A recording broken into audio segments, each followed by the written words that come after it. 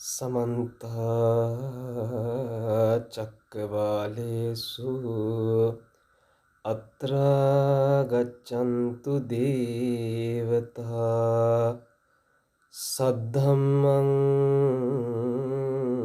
मुनिराजस्य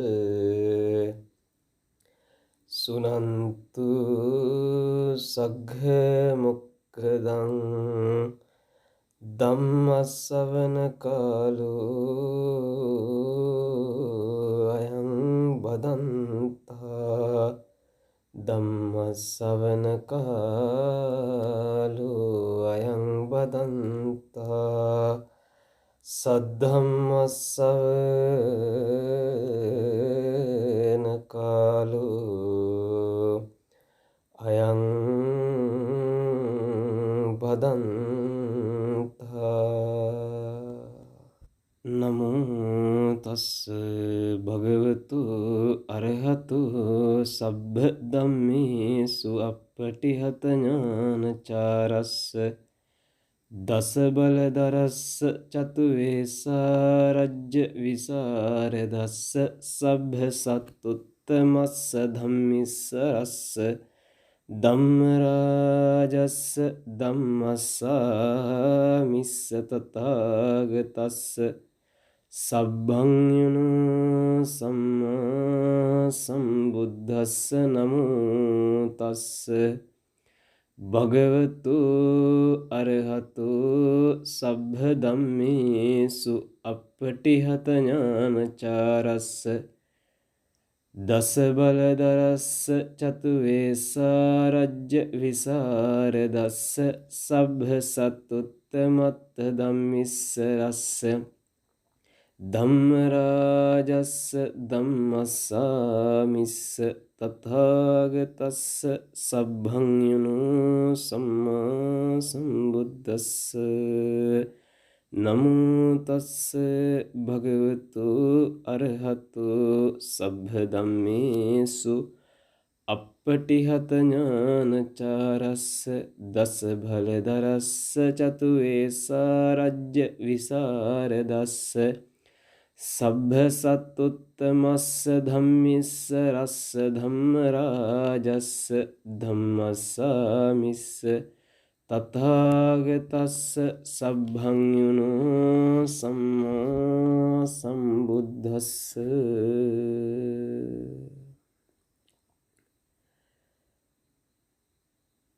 ශ්‍රද්ධා බුද්ධ සම්පන්න ගුණගරුක වාසනාවන්ත කාරුණික පින්වත්නි, හැම කෙනෙක්ම මේ මොහොත තුල කටයුතු කරනු ලබන්නේ ලෝකස්වාමී ධර්මස්වාමී වූ මගේ භාග්‍යවත් අමාමෑණි සම්මා සම්බුදු පියාණන් වහන්සේ අනන්ත සංසාර ගමනක දුක් විඳමින් ගමන් කරන සකල ලෝවැසි සත්වයාට අනුකම්පා පිණිස, හිත පිණිස, හිත සුව පිණිස දේශනා කොට වදාළ උත්තම අමා දර්ශනයෙන් යම් බඳු බිඳක් නමුත් ශ්‍රවණය කරලා ඒ දේශනාවෙන් ජීවිතයට උකහා ගන්නට අවශ්‍ය කරන යථාර්ථානුකූල දර්ශනයේ ජීවිතයට එකතු කොටගෙන නිර්වාණාදිගමනය පිණිස හේතු වෙන මගක් සකස් කර ගැනීමට වෙහෙස වෙන්නට ධර්ම ශ්‍රවණය කරන්නටයි බලාපොරොත්තු වෙන්නේ. ඉතින් පින්වතුනි, ඔබේ අද මේ උත්තම ධර්ම දේශනාව පිණිස අප මාතෘකාව විදිහට තෝරා ගන්නට යෙදුනේ හරි ලස්සන මනරම් දැකුම් කළු සූත්‍ර දේශනාවක්. ඇයි ඒ තරම්ම වර්ණනාවක්? මේ සූත්‍රය හරිම ලස්සනයි පින්වත්නි. මේ සූත්‍රයේ හරිම ලස්සනයි කියලා කියන්නේ මේ සූත්‍රයේ පුරාවටම අපිට අහන්ට දකින්ට කතා කරන්න ලැබෙන්නේ මේ සම්බුද්ධ ශාසනයේ වැඩ හිටපු උත්තමයන් වහන්සේලා දෙනම වහන්සේ නමක් ගැන. මේ සම්බුද්ධ ශාසනයේ ලස්සන කරපු උත්තමයන් වහන්සේලා දෙනම වහන්සේ නමක් ගැන කතා කරන සූත්‍ර දේශනාවක්. උන්වහන්සේලාගේ අනන්ත ගුණ සමුදාය ගැන කියවෙන සූත්‍ර දේශනාවක්. උන්වහන්සේලාගේ අනන්ත මහා 이르දි බලය පිළිබඳව කතා කරන ලස්සන සූත්‍ර දේශනාවක්. ඒකයි මේ සූත්‍ර දේශනාව පිළිබඳව ඒ තරම් ලස්සන වර්ණනාවක් පළවෙනියට සිද්ධ කළේ. පින්වතුනි, අපි දන්නවා මේ සම්බුද්ධ ශාසනයේ වැඩ හිටපු මේ සම්බුද්ධ ශාසනයේ මනරම් කරපු ඒ අග්‍ර ශ්‍රාවක දෙනම වහන්සේලා කවුද කියන කාරණාව. අපි දන්නවා දකුණ ශ්‍රාවක උත්තමයාණන් වහන්සේ සාරිපුත්ත මහරහතන් වහන්සේ. වාම ශ්‍රාවක උත්තමයාණන් වහන්සේ මොග්ගල්ලාන මහරහතන් වහන්සේ කියලා. උන්වහන්සේලා සතුව පැවති අනුපමේය ගුණ අපි නේක විද අවස්ථාවල නේක විද දේශනාවලින් අහලා තියෙනවා. උන්වහන්සේලාගේ ගුණ කියලා ඉවර කරන්න බැරි තරම් ගුණ උන්වහන්සේලාගේ ජීවිතය තුළ පවත්වාගෙන යමින් තිබ්බා. ඒ ගුණ සමුදායන් වල අපිට අපේ ජීවිතයට ගන්න පුළුවන් මහානීය ධර්ම කාරණා රැසක් අන්තර්ගත වෙලා ගැබ් වෙලා පවතිනවා. ඉතින් පින්වතුනි, මේ සූත්‍ර දේශනාව උනත් අපිට මේ සූත්‍ර දේශනාව ශ්‍රවණය කිරීම තුළින් අපිට බොහෝ ධර්මානුකූල ධම් කාරණා නිවන පිණිසම හේතු සාධක වන ධර්මානුකූල කාරණා රාශියක් අපේ ජීවිතයට එකතු කරගන්නට ලැබෙන සූත්‍ර දේශනාවක්. ඒ නිසා ඔබ හැම කෙනෙක්ම මේ සූත්‍ර දේශනාව අහනකොට මනරම් වූ ප්‍රසන්න සිතකින් මේ සූත්‍ර දේශනාව පිළිබඳව දේශනා කරන දේශනාව මනාව ශ්‍රවණය කරන්න. ඒ ශ්‍රවණය කරලා අහන කරුණු එකින් එක ජීවිතයට කහගන්න. ඒ ජීවිතයට කහගෙන ඔබේ ජීවිතත් ලස්සන ජීවිත නිවන පිණිසම ගමන් කරන ජීවිත බවට පත් කරගන්න මේ දේශනාව ඔබට ශක්තියක් කරගන්න. මේ දේශනාව ඔබට මහෝපකාරී වෙන දේශනාවක් බවට පත් කරගන්න. ඉතින් අද ඔබට මේ උත්තම ධර්ම දේශනාව සිද්ධ කරන්නට මාතෘකා තියාගත්ත සූත්‍ර දේශනාව තමයි පින්වත්නි සූත්‍ර පිටකේ කුද්දක නිකායේ උදාන පාළියේ මේගිය කියන වර්ගයේ දකින්න තියෙන 4 වෙනි සූත්‍ර දේශනාව. සූත්‍ර දේශනාවේ නම ජුන්හ සූත්‍ර දේශනාව. මේ සූත්‍ර දේශනාවටම මක පින්වත්නි යක්කප්පහාර සූත්‍ර දේශනාව කියලා හඳුන්වනවා. මොකද්ද? යක්කප්පහාර සූත්‍ර දේශනාව. ඒතර සූත්‍ර දේශනාවට නම් දෙකක් තිබ්බා. මොකක්ද? එකක් ජුන්හ සූත්‍රය. අනිත් එක තවත් මේකට නමක් කියනවා. මොකද්ද? යක්කප්පහාර සූත්‍ර දේශනාව. ඒ සූත්‍ර දේශනාව තමයි ඔබට අද මේ ධර්මානුකූල ධම් දේශනාව සඳහා මම මාතෘකා ස්ථානයේ තබාගෙන දේශනා කරන්නට බලාපොරොත්තු වෙන්නේ. මේ සූත්‍ර දේශනාව පින්වත්නි සිද්ධ වෙනකොට මේ කාරණාව සිද්ධ වෙනකොට මගේ දීපදෝත්තම ගෞතම සම්මා සම්බුදු පියාණන් වහන්සේ වැඩ ඉන්නේ රජගහනුවර වේළුවනාරාමේ කලන්දක නිවාප කියන ආරණ්‍යයේ වැඩ ඉන්නවා. රජගහනුවර වේළුවනාරාමේ භාග්‍යවත් බුදු පියාණන් වහන්සේ වැඩ ඉන්න කාලේ මේ සැරියුත් මුගලන් දෙනම වහන්සේ වැඩ ඉන්නවා කපෝත කන්දරහාය කියන විහාරයේ. මේ කන්දක් පුදුනේ තියෙන විහාරයක් කපෝත කන්දරාය විහාරය කියලා තමයි මේ විහාරයට නම ලැබිලා තියෙන්නේ. ඇයි පින්වත්නි මේ විහාරයට කපෝත කන්දරාය කියලා කියන්නේ නැත්තේ? පින්වත්නි කපෝත කියලා කියන්නේ පරවියට. කාටද? පරවියට. මේ පර්වතයේ බොහෝ පරවියෝ ඉඳලා තියෙනවා. බොහෝ පරවියෝ හිටපු හින්දා මේ කන්ද කපෝදර කියලා නමින් හැඳින්වුවා. ඉතින් කපෝදර කපෝත කන්දරාය විහාරය හැදෙන්නේ මේ පරවිය ගොඩක් හිටපු කන්දේ. ඉතින් මේ විහාරය තමයි සාරිපුත්ත මහරහතන් වහන්සේත් මොග්ගල්ලාන මහරහතන් වහන්සේත් මේ කාරණාව සිද්ධ වෙනකොට වැඩ හිටියේ. ඉතින් මේ වැඩ හිටපු කාරණ දවසේ ජුන්හ රාත්‍රියා, ඒ කියන්නේ පුර පක්ෂයේ දවසක හඳ පායලා තියෙන හරි ලස්සන දවසක. ඒ ජුන්හාය රාත්‍රියා කියන කාරණාව මත තමයි මේකට ජුන්හ සූත්‍රය කියලාත් නම ඇවිල්ලා තියෙන්නේ.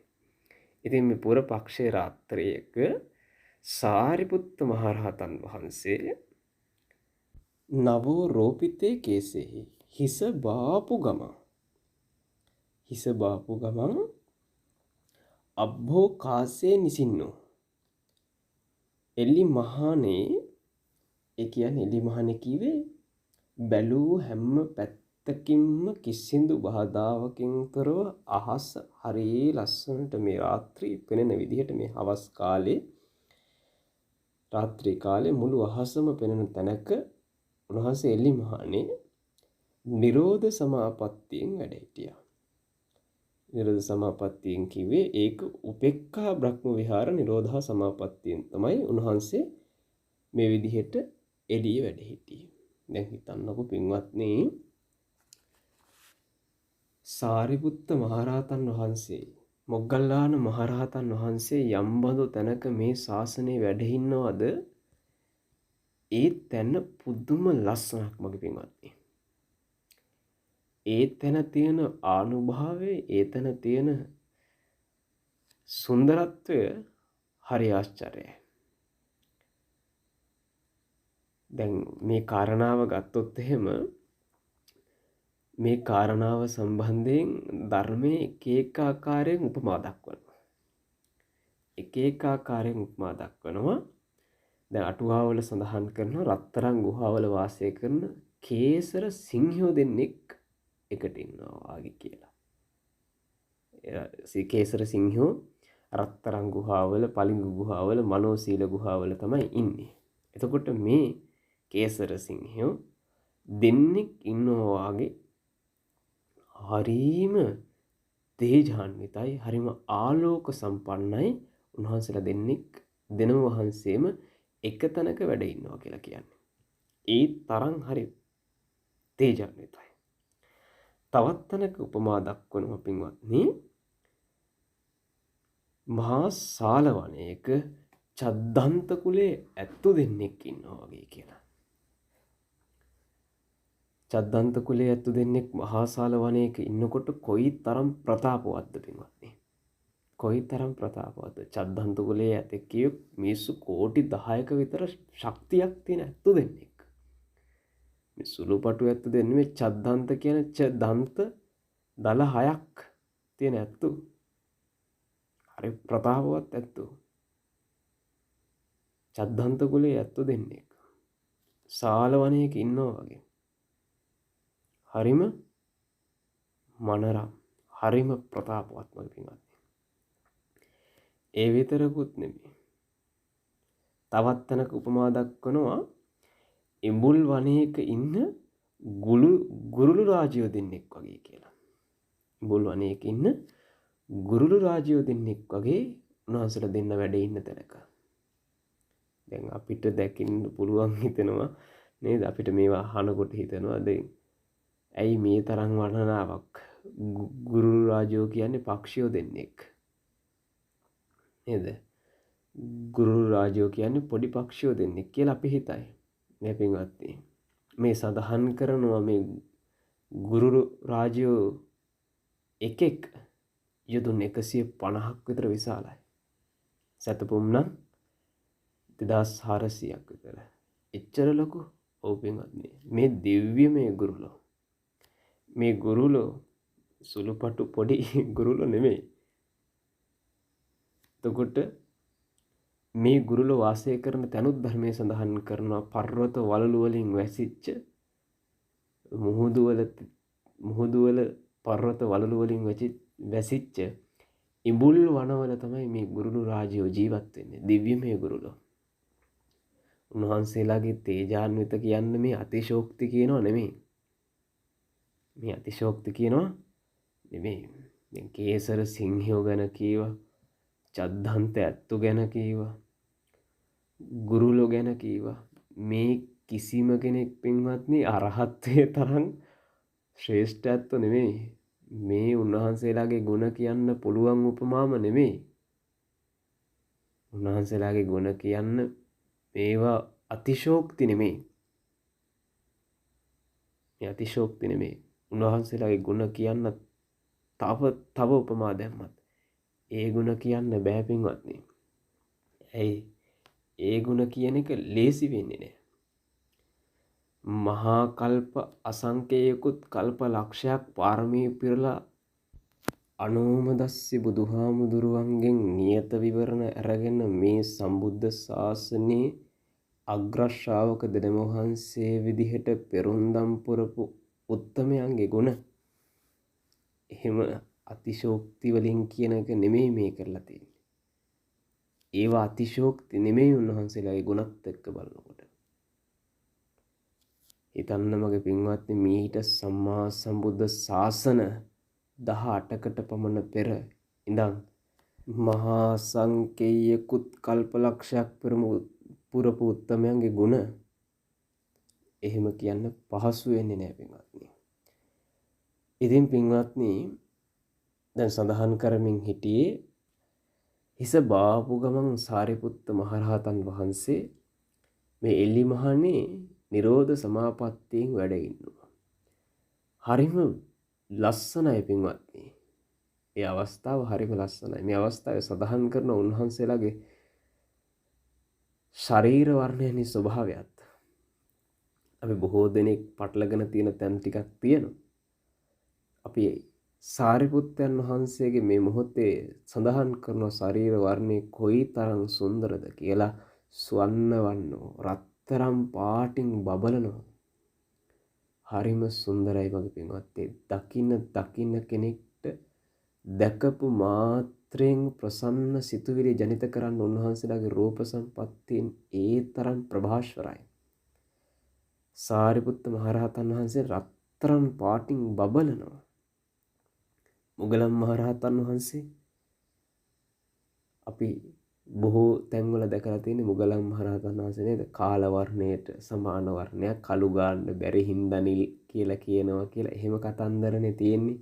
අපි හිතනවා මුගලන් මහරහතන් වහන්සේ පෙර අත්භවයක දෙමව්පියෝ දෙන්නට ගහපු එකේ ප්‍රතිවිපාක විදිහට මේ වෙනකොට නිල් පාටින් උත්පත්තිය ලැබුවා. ඒ කාල වර්ණයකට ආසන්න වර්ණයකින් උත්පත්තිය ලැබුවේ ඒ හින්දා වෙන්නේ නැති. ඒකේ ප්‍රතිවිපාක තමයි ඒ කියලා. නෑ පින්වත්නි, අරසා විශාල කාලයක් පෙරම් පුරපු උත්තමයෙක් අවසාන පච්චිමාත්ම භවයේදී ඒ වගේ දකින්න කෙනෙක්ට අප්‍රසන්න රූපයකින් උත්පත්තිය ලබන්නේ නැහැ.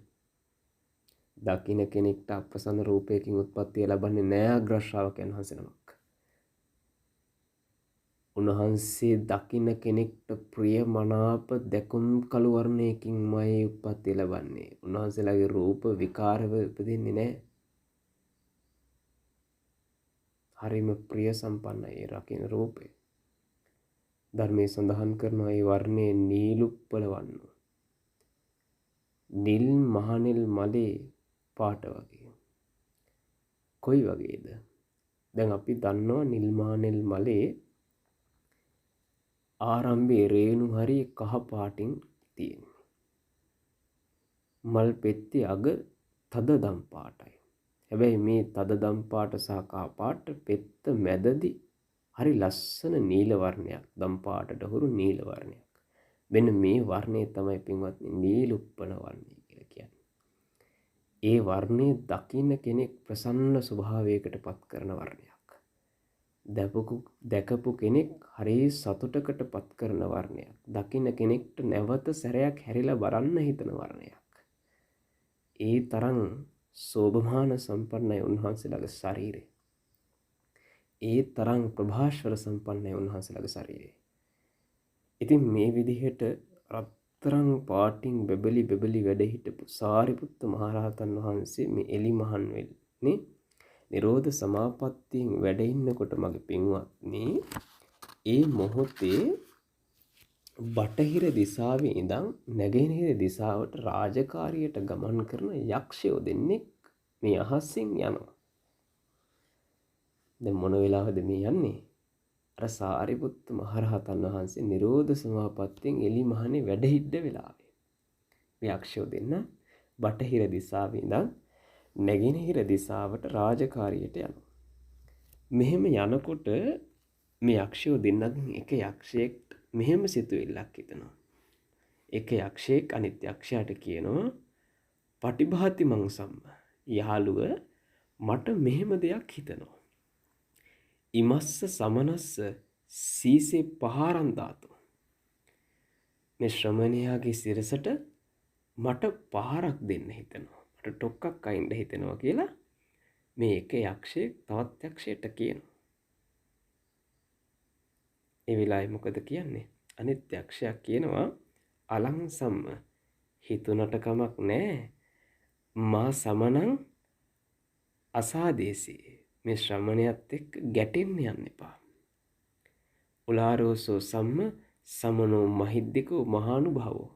ඔය ශ්‍රමණයා පොඩි කෙනෙක් නෙමෙයි. ශ්‍රමණයා සුළුපටු කෙනෙක් නෙමෙයි. ඔය ශ්‍රමණයා මහා ඍද්ධි සම්පන්නයි. මහානුභාව සම්පන්නයි. ඒ නිසා ඔය ශ්‍රමණයත් එක්ක ගැටෙන්න එපා. ඒ ශ්‍රමණයාට කිසිදු කරදරයක් ඔබ කරන්න එපා. ඔබට අනර්ථය පිණිස වේ. පින්වත්නි, අයහපත් සිතුවිලි එන පුද්ගලයෙක්ට සත්පුරුෂ ආශ්‍රයත් වටින තැන් තියෙනවා. ඉතින් මේ යක්ෂයෙක් වුණත් මේ මොහොතේ මෙයා කියලා දෙනවා මේ ඔබට ආපු සිතුවිල්ල ආවට කමක් නෑ. ඒක කරන්න එපා. කරොත් ඔබට හානියක් වෙන්නේ. දැක්කද අනර්ථය පිණිස කාරණා රැස් වෙනකොට සත්පුරුෂ හැඟීමෙන් කියලා දෙනවා. ඔබට හානියක් වෙයි, කරන්න එපා. පළවෙනි සැරේ මෙහෙම කියනවා. ඊළඟට දෙවෙනි වතාවත් මොකද කරන්නේ? දෙවෙනි වතාවත් කියනවා මට නැවත අර සිතුවිල්ල එනවා. මොකද්ද? ඉමස්ස සමනස්ස සීසේ පහරන් දාතු. මේ ශ්‍රමණයාගේ හිසට ටොක්කක් අයින්න. දෙවෙනි වතාවත් අර යහළු යක්ෂයා මොකද කරන්නේ? දෙවෙනි වතාවත් අර සිතුවිල්ල නවත්තන්න, මේක ඔබට අනර්ථයක් වෙයි කියලා කියනවා. දෙවෙනි වතාව කිව්වට පින්වත්නි, තුන්වෙනි වතාවෙත් අර යක්ෂයාට ආයෙත් හිතෙනවා නෑ මම පහරක් ගහන්න ඕනේ. එහෙම හිතිලා අර යාළුවා කියන එක අහන්නේ නැතුව නිරෝධ සමාපත්තියෙන් වැඩ වාසය කරන සාරිපුත්ත මහරහතන් වහන්සේට දෑත මිටි මොලෝලා අත මිටි මොලෝලා වැරින් පහරක් සිරසට ගහනවා. ඉතින් මේ පහර ගහපු ගමන් මේ පහර ගහපු යක්ෂයා යාළුවට කෑ ගහලා කියනවා ඩයිහාමි දැවෙනවා කියලා කෑ ගහනවා. දැවෙනවා කියලා මේ යක්ෂයා කෑ ගහන්න පටන් ගන්නවා. මෙහෙම කෑ ගහනකොට දැවෙන යක්ෂයාට අහසේ ඉන්න බැරි වෙනවා. බැරි වෙලා පොළොවට යනවා. මෙන්න මේ වෙලාවේ සඳහන් කරනවා පින්වත්නි, මේ මහා මේරු පර්වතේ කොයි තරම් විශාලද කියලා. යොදුන් 1,68,000ක් උසයි මහා මේරු පර්වතය. මුහුදෙන් යට යොදුන් 84,000ක්, මුහුදෙන් උඩ යොදුන් 87,000ක්. මේක දකින්න පුළුවන් ඉන්නේ අභිඥාලාභීෙක්ට පමණයි. අභිඥාලාභී ආදී උතුමන් වහන්සේලාට තමයි මේක දකින්න පුළුවන්කම ලැබෙන්නේ. ඒ වෙලාවේ සඳහන් කරන පොළව යොදුන් 2,40,000ක් විශ්කම්භයක් තියෙන පොළව මේ 1,68,000ක් උස මහා මේරුව කිසිදු අපහසුතාවකින් තොරව උහුලගෙන ඉන්නවා. හැබැයි මේ උත්තමයන්ට පහර දුන්න මේ පාපකාරී යක්ෂයා මේ පොළොවට දරන්න බෑ වගේ මේ යක්ෂයා පොළොවට වැටෙනකොටම පින්වත්නි, පොළොව දෙපැත්තට ඈත් වෙලා අවීචී ගිනි දැල් ඇවිල්ලා අර රූප කායෙම අවීචියට ඇදගෙන යනවා. අවීචියට ඇදගෙන යනවා. බලන්න අර යාළුවා කියපු වචනේ ඇහුවා නම් මේ අක්ෂයාට මේ දේ වෙනවද? දැන් සමහර මිත්‍රයෝ ඔබටත් ජීවිතේ ඇති එහෙම. යහපත් කල්ල මිතුරු වදන් දෙන. හැබැයි සමහර පුද්ගලයෝ නැද්ද සමාජයේ ඒ ආදර්ශය යහපත් බව පෙනිපෙනිත් ඒ ආදර්ශය වටිනවා බව පෙනිපෙනිත් තමන්ගේ තියෙන මොකක්ද මාන්නයකට ඒ අදහස පැත්තකටම විසි කරලා තමන්ගේ ක්‍රියාව සිද්ධ කරලා අනර්ථය සිද්ධ කරගත්ත ඇත්තු ඉන්නවා. ඒ නිසා කල්යාණ මිත්‍ර ආශ්‍රයක් ජීවිතයට වටිනවා. සංසාර ගමනම යහපත් කරන්නට හේතු වෙනවා. බෑ අර වචනේ ඇහුවනම් අර යාළුවා කියපු වචනේ ඇහුවනම් අනේ අර මහා පාප කර්මයකට අතවනා ගන්නේ නෑ. ඉතින් මේ කාරණාව මගේ පින්වත්නි විහාරය ඇතුලේ වැඩ හිටපු මොග්ගල්ලාන මහරහතන් වහන්සේ දකින්න. මොග්ගල්ලාන මහරහතන් වහන්සේ මේ කාරණාව දැකලා ඇවිල්ලා විමසනවා සාරිපුත්ත මහරහතන් වහන්සේගෙන් කච්චිතේ ආවුස කමනීයං කච්චිතේ යාපනියං කච්චින කිංචි දුක්ඛං. ස්වාමී සාරිපුත්තයන් වහන්සේ ඉවසන්න පුළුවන්ද? යැපෙන්න පුළුවන්ද? දුකක් එහෙම දැනෙනවද කියලා. මේ කාරණාව දැකපු මේ කවුද අහන්නේ? මොග්ගල්ලාන මහරහතන් වහන්සේ. මොග්ගලන් මහරහතන් වහන්සේ ඇවිල්ලා සාරිපුත්ත මහරහතන් වහන්සේගෙන් විමසනවා. ඇයි මොග්ගලන් හාමුදුරුවෝ මේ කාරණාව දැක්කා. දැකලා ඇවිල්ලා විමසනවා. ඒ වෙලාවේදී මොග්ගලන් මහරහතන් වහන්සේට සාරිපුත්ත මහරහතන් වහන්සේ පිළිවදන් දෙනවා. අවසෝ මොග්ගල්ලාන යාපනීයං අපිච්ච මේ සීසං තෝකං දුක්ඛං. යැපෙන්න පුළුවන් හිසේ පොඩි වේදනාවක් තියෙනවා කියලා. ඉතින් මෙහෙම කීවට පස්සේ ඒ වෙලාවේදී මොග්ගල්ලාන මහරහතන් වහන්සේ කියනවා ආචාර්යං ආවුසෝ සාරිපුත්ත. ආයුෂ්මත් සාරිපුත්තයන්න් වහන්සේ ආශ්චර්යයි. අබ්බූතං ආවුසෝ සාරිපුත්ත. අද්භූතය සාරිපුත්තයන්න් වහන්සේ. යාව මහිද්దికෝ ආයස්මා සාරිපුත්තු මහානුභාවෝ. සාරිපුත්ත මහරහතන් වහන්සේගේ මහා 이르දිය උන්වහන්සේගේ මහානුභාව සම්පන්නය හරිම ආශ්චර්යයි. හරිම අද්භූතයි. එයයි පින්වත්නි අර යක්ෂයා ගහපු පහර කිතරම්ම භයානකද කියලා කියනවා නම් උන්වහන්සේ මේ වෙලාවේ සඳහන් කරනවා ඒ යක්ෂයා ගහපු පහර මගේ පින්වත්නි රියන් 7මාරක් කුස ඇතෙක්ට ගැහුවා නම් මේ ඇතා මහ පොළොවේ ගිලෙනවා කියලා. රියන් 7මාරක ඇතෙක්ට මේ පහර ගැහුවා නම් ඒ ඇතා එහෙම්මම මහ පොළොවේ ගිලෙනවා. මේ පහර පර්වතයකට ගැහුවා නම් මගේ පින්වත්නි වලං කෑලි කුඩු වෙලා යනවා වගේ පර්වතයේම කෑලි වලට කුඩු වෙලා යන තරම් ඒ පහර අති දැවැන්තයි. ඒ තරම් භයානක පහරක් ඒ තරම් දැවැන්ත පහරක් ගහලත් උන්වහන්සේට කුඩා හිසරදීමක් පමණක් සිද්ධ වුණේ. උන්වහන්සේගේ තිබ මහා 이르දි භාවය, උන්වහන්සේගේ තිබ මහා අනුභව සම්පත්තිය, උන්වහන්සේලාගේ සීල පාරමී ගුණවල මහිමයමයි මගේ පින්වත්නි.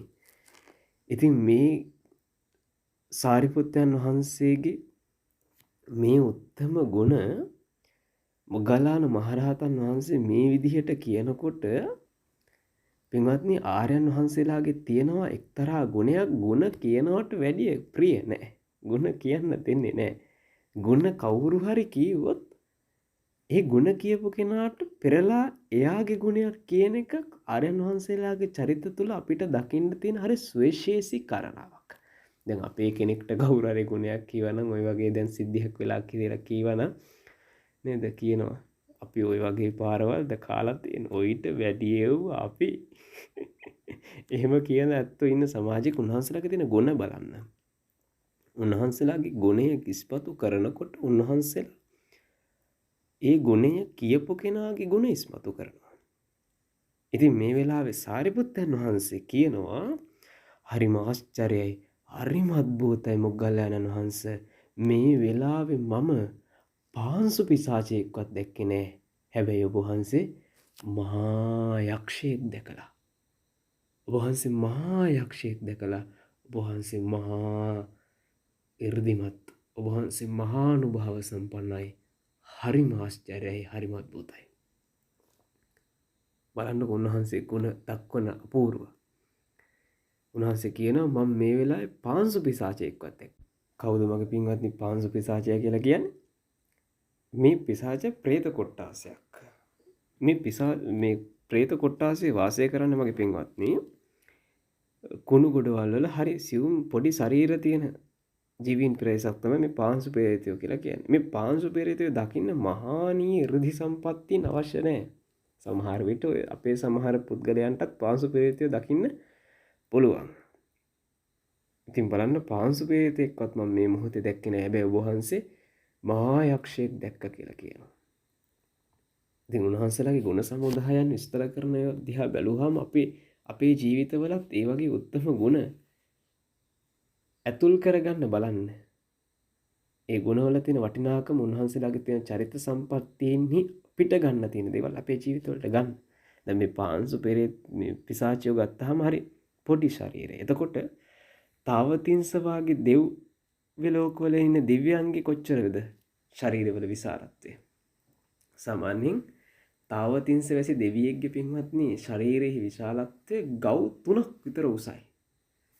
එතකොට රුක්ෂ දේවතාවෙක් සඳහන් කරන පොල්ගස් දෙකක් තල්ගස් දෙකක වාගේ උසක් රුක්ෂ දේවතාවුන්ගේ තියෙනවා. එතකොට මේ මහානීය දේවතාවෝ නෙමෙයි ඇත්තටම ඔය දේවාලවල ඉන්නේ. ඔය දේවාලවල ගොඩක් ඉන්නේ ඔය කියන පාංසු පෙරේත වාගේ කොට්ටාස තමයි. අපි දේවාල කියලා ගොඩකට ගියාට ඒ වගේ මේ මහානීය දෙවිවරු නෑ. තේරුම් ගන්න. බොරු මිත්‍යාමත්‍ය දුහන්න එපා. සමාජ ජීවත් වෙනකොට හොඳට තේරුම් අරගෙන මේ කාරණා ජීවත් වෙන්න ඕනේ. ලෞතර දර්ශනයේ මෙච්චර ධම්මෙලියක් අපිට ලබා දීලා තියෙද්දි මේසා විශාල ආලෝකයක් අපිට තියෙද්දි බුද්ධ නැමැති සූර්යයා පහළ වෙලා ඉන්න කාලයක උන්වහන්සේගේ ලෞතර දර්ශනය නිර්මලව පවතින කාලෙක අපි තේරුම් ගන්න ඕනේ කොහොමද අපේ ජීවිත හැඩගස්වා ගන්නේ. අපි කාගේ පිහිට පිළිසරණද පතන්න ඕනේ. ඒ කාරණා අපි දැනගත යුතුයි. මේසා විශාල ශක්ති සමුදායක් රත්නයන් සමුදායක් අපිට සම්පත්තේන් විදිහට ජීවිතේ උපදිනකොටම ලැබිලා තියෙන එකෙන්. ඉතින් පින්වත්නි මේ විහාරයේ සිද්ධ වෙන මේ අග්‍රශ්‍රාවක දෙනම වහන්සේලාගේ කටයුත්ත මේ කපෝත කන්දරාය කියන විහාරයේ අග්‍රශ්‍රාවක දෙනම වහන්සේලා වැඩ ඉන්නකොට උන්වහන්සේලාගේ මේ උත්තම ගුණ සමුදාය දෙදෙනා වහන්සේම වර්ණනා කරගන්නකොට මේ කාරණාව මගේ පින්වත්නි වේළුවනාරාමේ වැඩ හිටපු මගේ දීපදෝත්තම සම්මා සම්බුදු පියාණන් වහන්සේ දිව නෙතින් දකිනවා. දිව නෙතින් සම්මා සම්බුදු පියාණන් වහන්සේ මේ අග්‍රශ්‍රාවක දෙනම වහන්සේලාගේ ගුණ උන්වහන්සේලා සිහි කැඳවනකොට කතා බහ කරනකොට මේ කාරණාව දැකලා මේ කාරණාව සම්බන්ධයෙන් මගේ සම්මා සම්බුදු පියාණන් වහන්සේ උදාහරණයක් කියනවා මගේ පින්වත්නි. යස්ස සේලූපමංචිත්තං තිතං නානුකම්පති චිරත්තං රජනීයේසු කෝපනීයන කුප්පති යස්සේව භාවිතං චිත්තං කුතෝ තං දුක්ඛ මිස්සති. මොකක්ද උන්වහන්සේ සිහිපත් කරන්නේ? මේ උදාන වාක්‍ය උන්වහන්සේ මේ කාරණාව දැකලා උන්වහන්සේ වැඩ ඉන්නේ වේළුවනාරාමේ. මොග්ගල්ලාන මහරහතන් වහන්සේ සාරිපුත්ත මහරහතන් වහන්සේ වැඩ ඉන්නේ කපෝත කන්දරාය විහාරේ. එතකොට මේ කාරණා උන්වහන්සේ දිව නෙතින් දකිනවා. දිව කනින් මේ කාරණාව අහනවා. ඇහිලා තමයි උන්වහන්සේ මේ උදාහරණය කියන්නේ. මේ උදාහරණය කියනවා කපෝත කන්දරාය විහාරේ වැඩ ඉන්න අග්‍රශ්‍රාවක දෙන වහන්සේට ඇහෙනවා. කොච්චර ලස්සනයිද මගේ පින්වත්නි මේ උත්තමයන් වහන්සේලාගේ චර්යා සම්ප්‍රදාය. හරිම වටිනවා. හරිම වටිනවා. මේ නිවනේ ස්වභාවය පින්වත්නි. මේක තමයි නිවනේ ස්වභාවය. නිවන කියන එක මේ මරුණාම හම්බෙන එකක් නෙමෙයි. දැන් වර්තමාන අපි ජීවත් වෙන ලෝකෙ කෙතරම්නම් ආගම් තියෙනවද? කෙතරම්නම් ලබ්ධිකයන් ඉන්නවද? එතකොට මේ ආගම් මේ ලබ්ධීන් අදහන අත්තන්ගෙත් තියෙනවා පින්වත්නි. සදහසෝයක් කියන කාරණාවක් තියෙනවා. සදහසෝයක් ගැන දෙන කාරණාවක් තියෙනවා. හැබැයි මේ සියල්ලම තියෙන්නේ ඇත්තන්ගේ මොකෙන්ද? මරණයෙන් පස්සේ. අපි මලගෙදර ගහනවනේ නිවන්සුව කියලා. ඔය නිවන්සුව බැනර් පිට බැනර් ගැහුවත්. නේද? බැනර් පිට ගැහුවත්. ගෙදර ඉඳන් කනත්තට එනකම් බැනර් ගැහුවත් නිවන්සුව කියලා. එහෙම නිවන හම්බෙන්නේ නෑ. මැරුණාම නෙමෙයි නිවන හම්බෙන්නේ. බුදුදහමේ තියෙන උගන්වන මේ නිර්වාණ අවබෝධය පින්වත්නි ජීවත් වෙලා ඉන්න කාලේ ලබන්න පුළුවන් එකක්. ඒක මේ මැරුණාම හම්බෙනවා කියන එකක් නෙමෙයි. අවබෝධයෙන් ජීවිත ගත කරන්න මැරුණාම නිවන හම්බෙන්න එකක් නෑ. එහෙම හුවා තියෙනවා සදා විමුක්තිය බුදුදහම නෙමෙයි වෙනත් කාරණාවල වෙනත් ලබ්ධිකයන්ගේ දහම්වල. ඒවා මැරුණාම හම්බෙනවා කියලා කියන්නේ. බුදුදහම එහෙම ඒවා නෑ. එතකොට මේ මොහොතේ මේ කියපු දාන වාක්‍ය පින්වත්නි සඳහන් කරන්නේ යමෙක්ගේ සිත ගල් පවුවක් මෙන් අටලෝ දහම් වල නොසැලෙනවද?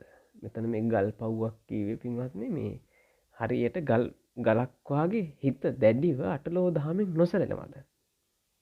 දැන් හිත ගලක් කියලා කිව්වේ මේ සංවේදී නෑ කියන එක නෙමෙයි. මේ වෙලාවේ උන්වහන්සේ මේක සඳහන් කරන්නේ මොකද්ද? දරා ගැනීම. අටලෝ දහමෙන් නොසැලෙන ගුණය. අකම්පිත ස්වභාවයෙන් කටයුතු කරනවද? රාග ඉපැද්වීමට හේතු වන ධර්මයන් වල නොඇලෙනවද? දැන් බලන්නකෝ මේ රාග ඉපද්වීම කියන කාරණාව ඇතුළේවත් අටලෝ දහම්මි කම්පා වෙන ස්වභාවයකින්වත් අග්‍රශ්‍රාවක උත්තමයන් වහන්සේලා කටයුතු කරලා තියෙනවා. උන්වහන්සේලා කවදාවත් වින්වත් මේ අටලෝ දහම් සැරණ ඇත්තෝ නෙමෙයි. අනේ මට මේ විදිහට දානේ හම්බුනේ අද දවසේ. එදා නම් අපිට ප්‍රණීතව හම්බුණා. එහෙම සැරිච්ච උත්තමයෝ නෙමෙයි. උන්වහන්සේලාට එහෙම අටලෝ දහමෙන් සැලෙන්න කාරණා නෑ. උන්වහන්සේලා සියලු රජස් සියලු කිලේශ ධර්මයන් එකක්වත් ඉතුරු නැති වෙන නිර්වශේෂ වශයෙන් ප්‍රහාණය කළ උත්තමයෝ. රාගය ඇති වෙන්න තියා රාගය ඇති වෙන නිමිත්තක්වත් උන්වහන්සේලාගේ ජීවිතවලට ගන්නෙ නෑ. එතකොට රාගය ඉපදීමට හේතු වන ධර්මයන්හිත් උන්වහන්සේලා නොයැලෙනවා. කෝපය ඉපදීමට හේතු වෙන ආඝාතුක වස්තුන්හි නොකිපේද?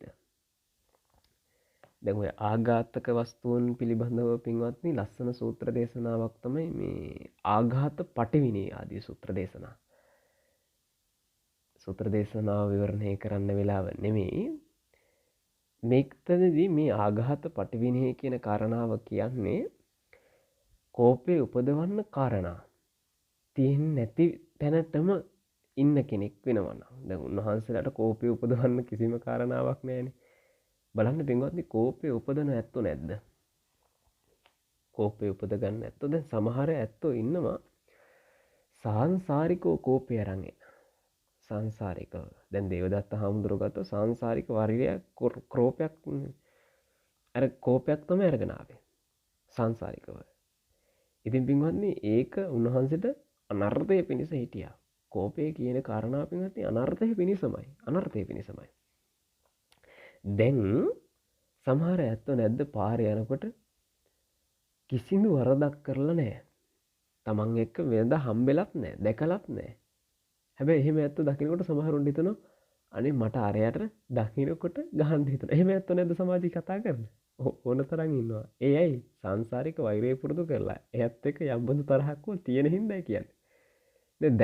දැකලා නෑ මීට කලින් ජීවිතේ හම්බෙලා නෑ කතා කරලා නෑ එයාගෙන් වැරද්දකුත් වෙලා නෑ. හැබැයි දැකපුවම ගහන්න හිතෙනවා කියලා කියනවා. තවත් සමහරු නැද්ද සංසාරේ වෛරය පුරුදු කරපු ඇත්තෝ අනේ ලස්සනට ගහක මලක් පිපිලා තියෙනවා. ලස්සනට ගහක ගෙඩියක් එල්ලලා තියෙනවා, හැදිලා තියෙනවා. ඉතින් මේ මොකද කරන්නේ? අර ගහත් පොඩි කරලා, ගෙඩිත් කඩලා මලුත් කඩලා යනවා. ප්‍රයෝජන ගන්නේ නැහැ. ඇයි? වෛරය පුරුදු කරලා. ඒ ගහෙන් වැරද්දක් වෙලාද? නෑ. සමහර මිනිස්සු ඉන්නවා පාරේ යනවා, ගල් කැටයක් අරගෙන වාහනේ හූරගෙන යනවා. ඉතින් ඒ වාහනෙන් කරදරයක් වෙලාද? නෑ. සංසාරේ වෛරය පුරුදු කරලා. ඉතින් මේ උත්තමයන් වහන්සේලාට එහෙම ආඝාත වස්තුන් නෑ කිපෙන්න කාරණා ඉපදෙන. දැන් මේ යක්ෂයාට වැරදුනේ ඇයි කියලා අපි පොඩ්ඩක් හිතමු. අපි දැන් මේ කතා කරපු සාරිපුත්ත මහරහතන් වහන්සේට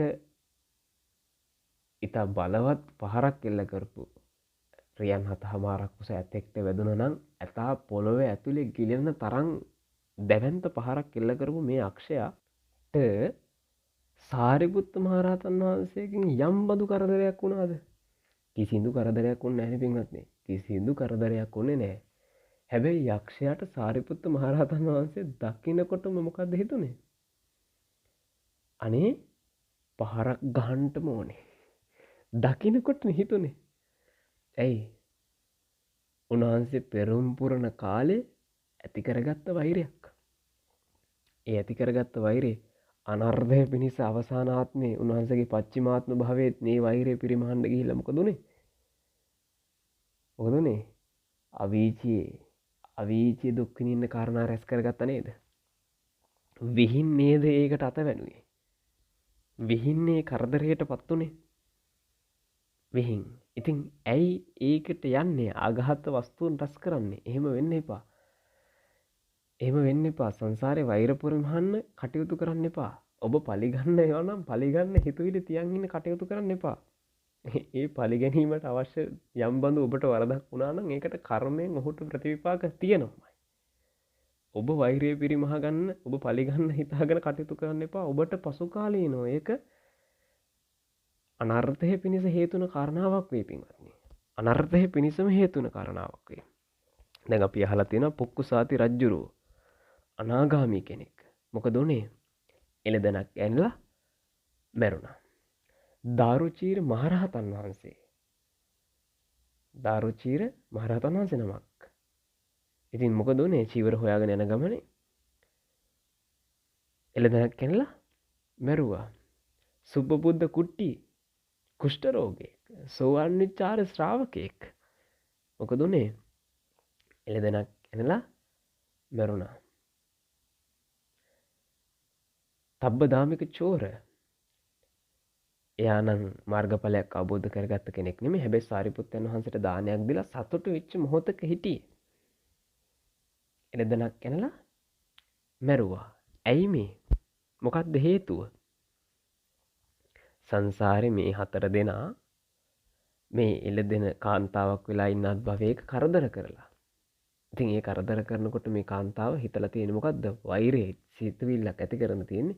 උපදින ආත්මික මන් තොපිව මරනවා කියලා.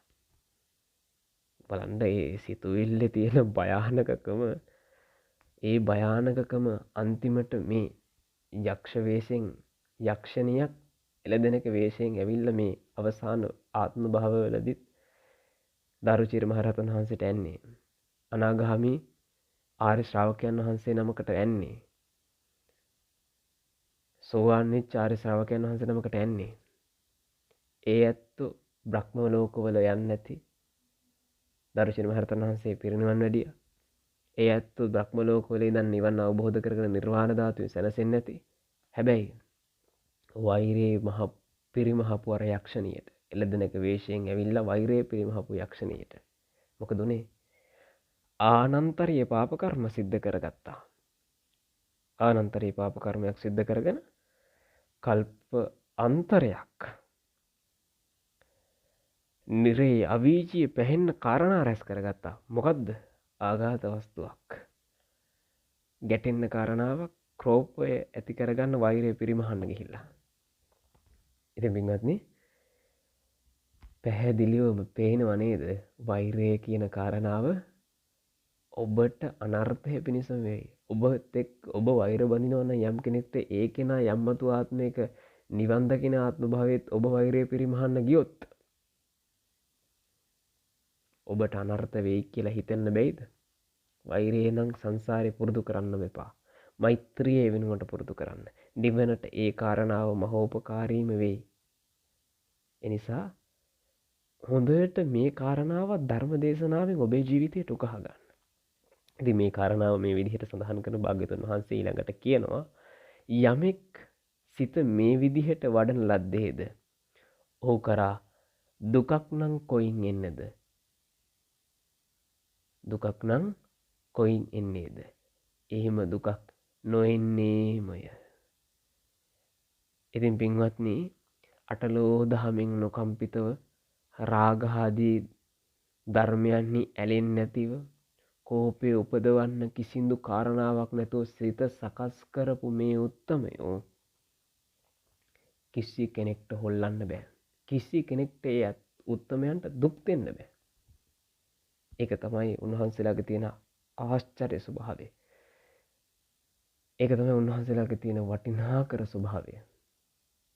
ඉතින් මේ කාරණා ජීවිතයට ගන්න උන්වහන්සේලාගේ චරිත තුළින් අපිට අපේ ජීවිත සකස් කරගන්න බොහෝ කාරණා මේ දේශනාව ඇතුලේ තිබ්බා. උන්වහන්සේලාගේ ජීවිත ගත කළපු විදිහ, උන්වහන්සේලාගේ පාරමී බලවල ශක්තියෙන් අපේ ජීවිතයට ගත යුතු දේවල් බොහොමයක් දේශනාව ඇතුලේ අපිට අහන්න, දකින්න, ශ්‍රවණය කරන්න අවස්ථාව සැලසුණා. මේකත් එක්තරා දේශනාවක් විදිහට සලක ගන්න එපා. මේ දේශනාව අහන බණපදයක්. මේ දේශනාව විතරක් නෙමෙයි. ඔබ අහන බණපදයක්. ඔබේ ජීවිතයේ නිවන පිණිසම හේතු වෙන බණපදයක් බවට ඔබ පත් කරගන්න. ඒක ඔබේ සංසාරගත විමුක්තිය පිණිසම හේතු වෙන දහම් කරුණක් බවට ඒ දේශනාව පත් කරගන්න. එහෙම පත් කරගෙන ඒ දේශනාව ඔබේ නිර්වාණාදී ගමනේ පිණිසම හේතු වේවා කියලා ප්‍රාර්ථනා කරන්න. එහෙම යන කෙනෙක්ට බණපදයක් කියන්නේ හරි වටින දෙයක්.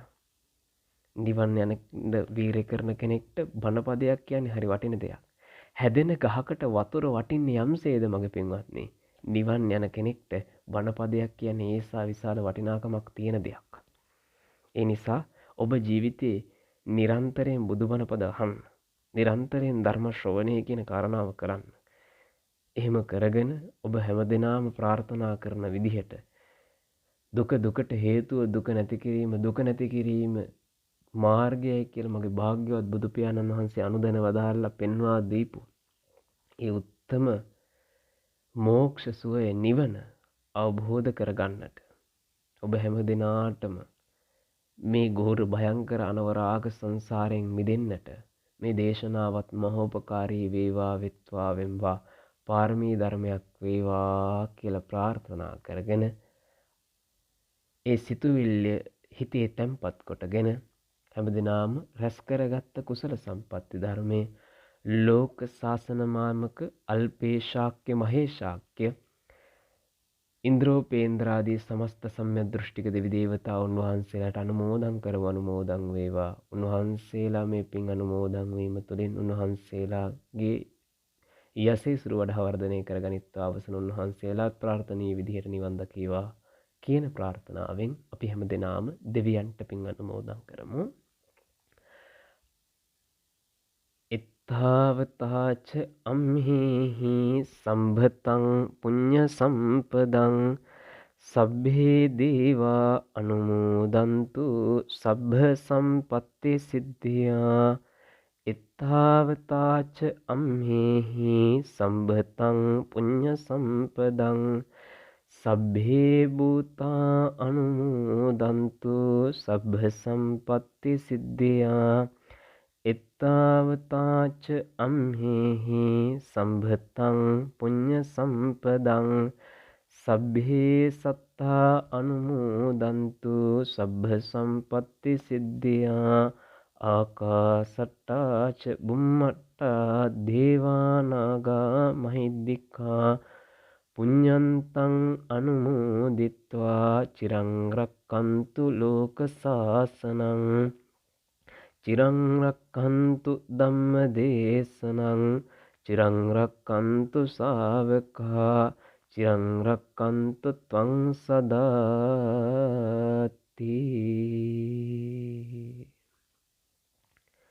ධර්ම ශ්‍රවණය කළ ඔබ හැම දිනාටම සම්මා සම්බුදු සරණයි. ගිලෙන් ඔබේ ගුණමෝදේ විඳින් ඔබේ දම්සාදේ